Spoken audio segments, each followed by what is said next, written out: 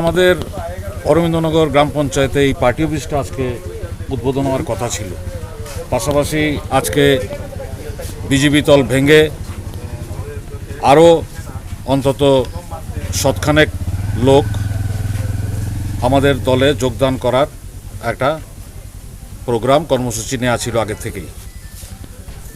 BJP আশ্রিত দুর্বৃত্ত বাহিনী জেমস হক, ফিরদৌস মিয়া, ওদের মাইনরিটি মোর্চার বোধহয় মণ্ডল সভাপতি, ওদের নেতৃত্বে দীপ্তনীল সরকার এবং আরও অনেকে মিলে প্রায় 20-25 জন 30 জন মিলে এরা এই রাস্তাটা অবলম্বন করে, এটা কোথা থেকে এসছে, কামথানা রাস্তা দিয়ে এসে আমাদের অফিসটা এরমভাবে ব্যানার ফ্যানার ছিঁড়ে চেয়ার টেবিল ভেঙে ভাঙচুর করে দিয়েছে।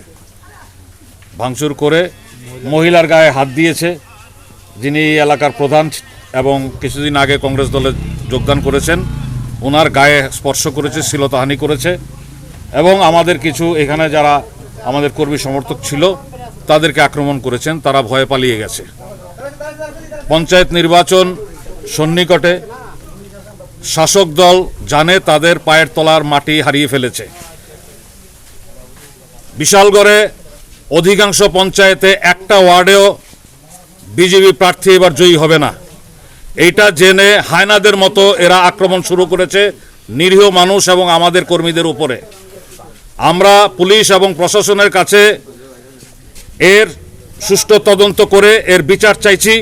দোষীদেরকে যদি 24 ঘন্টার মধ্যে আপনারা গ্রেপ্তার না করতে পারেন এবং উপযুক্ত শাস্তি প্রদান না করতে পারেন, তাহলে এই পরিস্থিতি যদি আরো ভয়াবহতার দিকে যায়, এর জন্য রাজ্য প্রশাসন এবং পুলিশ প্রশাসন দায়ী থাকবে। কম্পিউটার শিখতে চান অতি অল্প খরচে?